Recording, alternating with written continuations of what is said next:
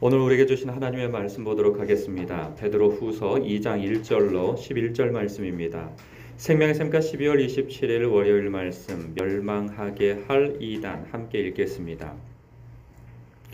그러나 백성 가운데 또한 거짓 선지자들이 일어났었나니 이와 같이 너희 중에도 거짓 선생들이 있으리라. 그들은 멸망하게 할 이단을 가만히 끌어들여 자기들을 사신 주를 부인하고 임박한 멸망을 스스로 취하는 자들이라. 여럿이 그들의 호색하는 것을 따르리니 이로 말미암아 진리의 도가 비방을 받을 것이요 그들이 탐심으로써 지어낸 말을 가지고 너희로 이득을 삼으니 그들의 심판은 옛적부터 지체하지 아니하며 그들의 멸망은 잠들지 아니하느니라. 하나님이 범죄한 천사들을 용서하지 아니하시고 지옥에 던져 어두운 구덩이에 두어 심판 때까지 지키게 하셨으며 옛 세상을 용서하지 아니하시고 오직 의를 전파하는 노아와 그 7 식구를 보존하시고 경건하지 아니한 자들의 세상에 홍수를 내리셨으며 소돔과 고모라 성을 멸망하기로 정하여 죄가 되게 하사 후세에 경건하지 아니할 자들에게 본을 삼으셨으며 무법한 자들의 음란한 행실로 말미암아 고통당하는 의로운 롯을 건지셨으니 이는 이 의인이 그들 중에 거하여 날마다 저 불법한 행실을 보고 들으므로 그 의로운 심령이 상함이라. 주께서 경건한 자는 시험에서 건지실 줄 아시고 불의한 자는 형벌 아래에 두어 심판 날까지 지키시며 특별히 육체를 따라 더러운 정욕 가운데에서 행하며 주관하는 일을 멸시하는 자들에게는 형벌할 줄 아시느니라. 이들은 당돌하고 자긍하며 떨지 않고 영광 있는 자들을 비방하거니와 더 큰 힘과 능력을 가진 천사들도 주 앞에서 그들을 거슬러 비방하는 고발을 하지 아니하느니라. 아멘. 오늘 본문은 교회 안에 그 거짓 선생들과 그의 가르침을 따르는 신자들에 대한 그 경고를 담고 있죠.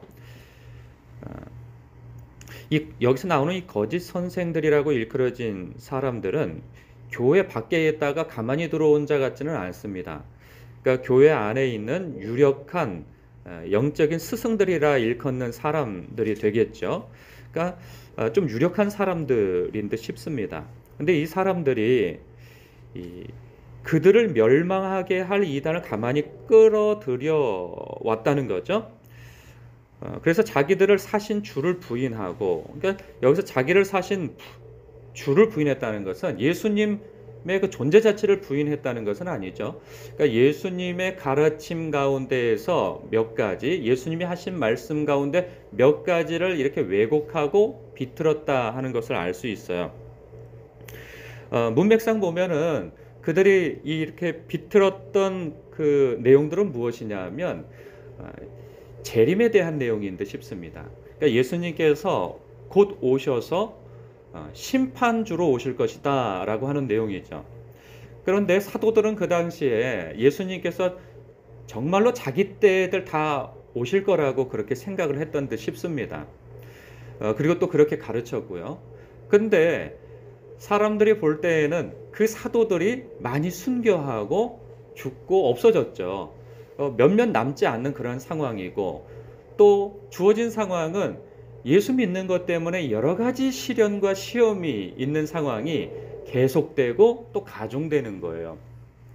그렇게 봤을 때 이 영적 지도자라고 하는 사람들 가운데 여기에 거짓 선생들로 일컬어진 이 사람들은 어찌 보면 자기 자신도 살 궁리와 다른 사람들을 나름대로 살리려고 하는 궁리 속에서 이런 행동을 했을 거라는 생각이 들어요. 왜 그러냐 하면 저도 종종 이런 유혹을 받곤 합니다. 뭐냐 하면 성도들이 이렇게 여러 가지 삶의 어려움이 있고 그럴 때 하나님의 말씀으로 위로하기보다는 사실 하나님의 말씀 그대로로 위로할 때 저들이 이 말씀을 받고 위로를 받을 수 있을까? 라고 하는 생각 속에서 자기 나름대로 사람이 좋아할 만한 그런 위로를 하게 되어지는 거죠. 아, 조금만 있으면 괜찮아집니다. 하나님께서 복 주실 것입니다. 라고 말이죠. 또한 어떤 유력한 신자가 잘못된 행동을 하고 있음에도 불구하고 그 사람의 기분을 상하지 않게 하기 위하여서 하나님의 말씀을 전달하기보다는 자기 생각을 전달하면서 괜찮다고 위로를 한단 말이죠. 그러고 싶은 유혹이 있어요, 사람은. 그런데 이때에는 시험이 계속되어지는 그런 어려운 가운데에서 여러 가지 시련을 당하고 있는 성도들도 나름대로, 물론 믿음이 굳건한 성도들도 있겠죠. 그 가운데에서도 믿음을 지키고 경건한 삶을 통하여서 구별된 삶을 사는 사람이 있는가 하면, 이 회색지대에서 이것도 아니고 저것도 아닌 가운데에서 고민하는 사람들도 있을 거란 말이죠. 이 사람들을 대상으로 하여서 이 거짓 가르침을 하는 거죠. 자기도 살고 당신도 살고 우리 같이 삽시다 하는 의미에서. 그래서 예수님을 완전히 부인하는 것도 아니지만 그 행위로서 부인하는 거죠. 믿음으로서는, 그러니까 고백으로서는 예수를 믿으나 그 행위로서는 예수를 부인하는 삶을 택하는 거죠. 그랬을 때 그들이 붙잡는 것은 무엇이냐 하면 믿음인 거죠. 믿음. 그러니까 믿음으로 말미암아 우리가 영생을 얻는 거지, 행위로 말미암아 영생을 얻는 것이 아니다 하는 것을 붙드는 거죠. 이 당시 1세기 때에는 그 흩어져 사는 이렇게 유대인들이든 믿는 유대인들이든 이방인 그리스도인이든 그들이 살고 있는 문화는 우상이 팽배하던 때입니다. 특히나 그 우상 가운데서 유력한 우상들은 그 제사 자체가 굉장히 음란하죠. 그런데 그런 유력한 우상을 섬길 때 함께 하지 않는다고 한다면 사회생활하기가 굉장히 어려운 때가 바로 그때입니다. 그러한 때에 우리가 행위로서 구원을 받는 게 아니고 믿음으로서 구원을 받는 거지, 우리의 행위가 좀 잘못됐다 하더라도 그것이 우리를 지옥불로 던져지게 하는 것이 아니고 우리가 예수를 믿음으로 말미암아 구원을 얻는 거야 라고 하는 그런 위로의 말, 어찌 보면은 같지 않은 위로의 말을 통하여서 사람들의 마음에 이 마취제를 넣어주는 거죠. 괜찮다고 하는. 오히려 예수를 부인하면 살려준다고 한다면 목숨을 걸고 이렇게 믿음을 지키겠으나, 우리가 이게 교리를 살짝 비틀어 가지고 우리가 믿음으로 말미암아 구원을 얻는 거지 행위로 말미암아 구원을 얻는 게 아니야. 그러니 우리의 삶이 비록 좀 죄를 짓기로서니 그것이 우리의 구원을 지옥으로 떨어뜨리는 그런 것은 아니야 라고 가르치는 거죠.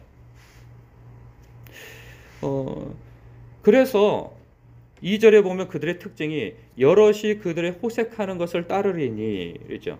그러니까 그들도 호색을 하고 또한 그들을 따르는 사람들이 바깥에 있는 사람들은 아니에요. 교회 안에 있는 사람들인 거죠. 그들도 따른다는 거예요. 이로 말미암아 진리의 도가 비방을 받을 것이요. 3절 그들이 탐심으로써 지어낸 말을 가지고 너희로 이득을 삼으니 그들의 심판은 옛적부터 지체하지 아니하며 그들의 멸망은 잠들지 아니하느니라. 교회 안에 있다고 멸망에서 피해가는 것은 아니라는 거죠. 그 믿음이 삶으로서 증명하고 있는가를 우리는 보여야 하는 것이죠.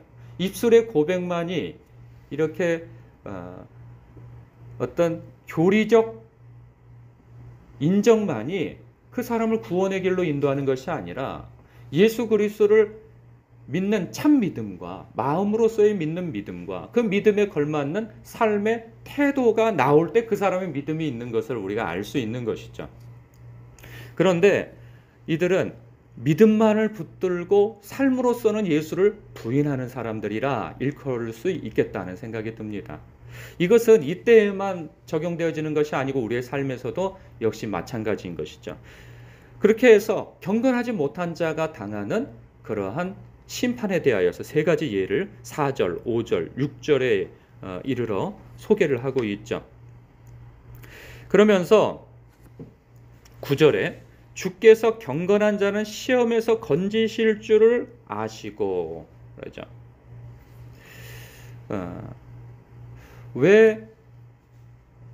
왜 경건의 삶에, 예수 믿는 삶 가운데에서 경건한 삶에서 뒤로 물러나 이 경건한 삶의 대열에서 뒤로 물러나서 소극적인 삶을 살고 혹은 침륜에 빠지며 혹은 이로 말미암아 진리의 도가 비방을 받는 것을 선택하게 되는가? 그것은 성도가 현실만을 바라보다가 이러다가 우리가 하나님 앞에 가기도 전에 우리가 죽고 말 거야. 하나님께서 우리를 지키시지 않으셔. 하나님께서 우리와 함께 하시지 않으셔 라고 하는 이 상황 속에 매몰되어져서 그냥 압도가 되어져 버리는 거죠. 그러면 두려움과 염려 가운데에서 하나님을 의지할 마음을 갖지 못하고 오히려 그 세상의 요구와 그리고 위협 속에 또 유혹 속에 편승하여서 섞여 사는 거죠. 타협을 하고. 그런데 하나님께서는 그러한 자, 하나님을 붙들지 않고 하나님 안에서 살아가려고 하는 그러한 의지를 발휘하지, 믿음을 발휘하지 못하는 사람들에 대하여서는 하나님께서 심판하신다는 거예요. 그러나 반대로 그렇게 주님을 붙들고 경건한 삶을 사는 사람에게는 하나님께서 이 성경에 기록되어져 있는 롯을 혹은 노아의 가족을 건지신 것처럼 여러분들도 건지실 것입니다 라고 하는 그 말씀을 하고 있는 것이죠.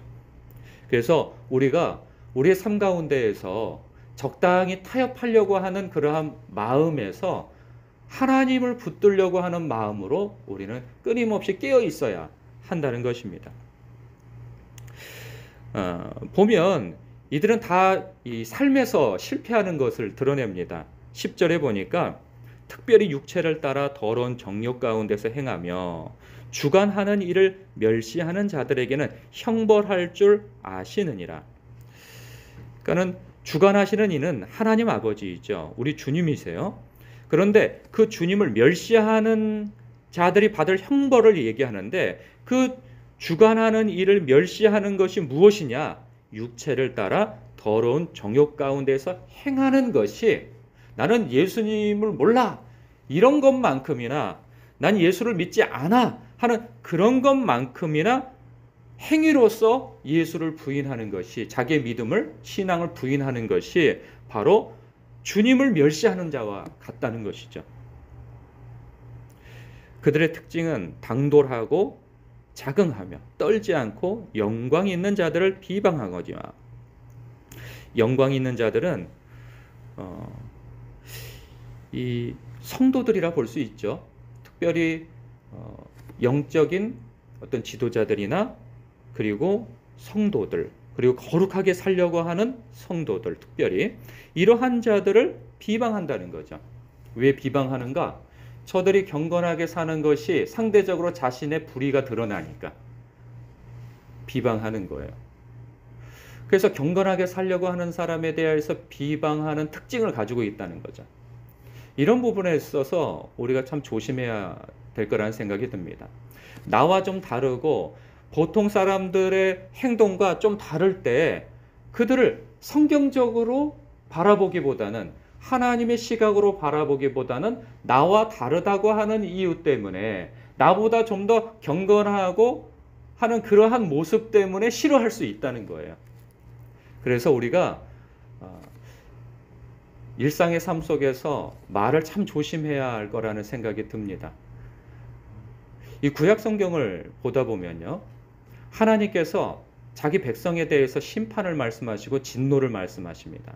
그런데 결국 하나님께서는 그 자기 백성을 징계하세요. 그래서 외국 군대에 넘겨주시기도 하고 그러시죠.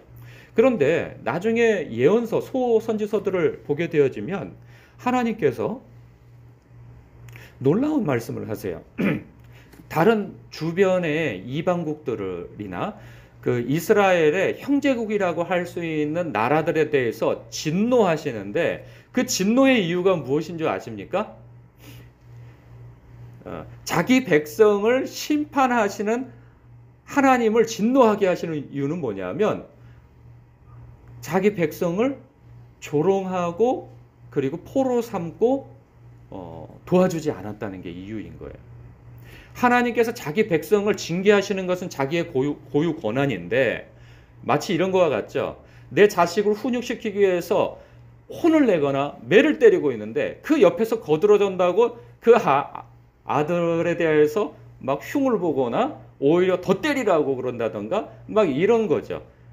그러니까 이 어떤 선을 넘는 행위로 보는 거예요. 마치 그런 것처럼 우리들도 그럴 수 있어요.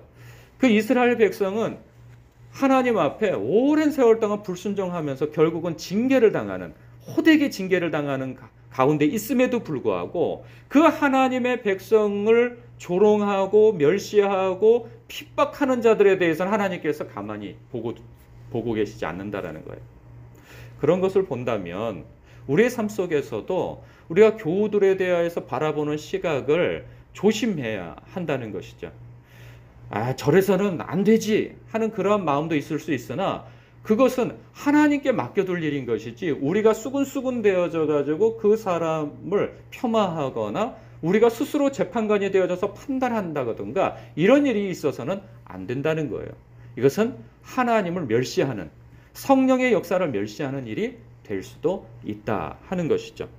이런 부분에 있어서 11절에 더 큰 힘과 능력을 가진 천사들도 주 앞에서 그들을 거슬러 비방하는 고발을 하지 않으니라. 천사들조차도 그 곁에서 저것 보십시오 이러고 있지 않는다는 거죠. 그러니 참 조심해야 할 것은 우리의 교우들 가운데 우리의 눈에 차지 않고 마음에 차지 않는 사람이 있다 하더라도 말 조심하고 입 조심하고 오히려 그 부분에 있어서는 하나님께 그를 위해서 기도하는 그러한 말이 되어져야 하는 것이지 수군수군되는 말로 옮겨서는 안 될 것이다 하는 생각이 듭니다. 하나님께서는 이 거짓된 지도자나 그 거짓된 지도자를 따르는 신자까지도 심판하시고 징계하신다는 말씀을 경고를 주십니다. 오늘도 혹시 내가 거짓된 지도자는 아닌가 저 스스로 돌아보고요. 여러분 또한 이 거짓된 마음을 쫓아서 불의한 일을 선택하는 사람은 아닌가 혹 돌아보셔야 합니다. 그래서 우리는 천성을 향하여서 끊임없이 좌로나 우로나 치우치지 아니하고 생명의 길을 쫓아 걸어가는 사람이 되어야 할 것입니다. 기도하겠습니다.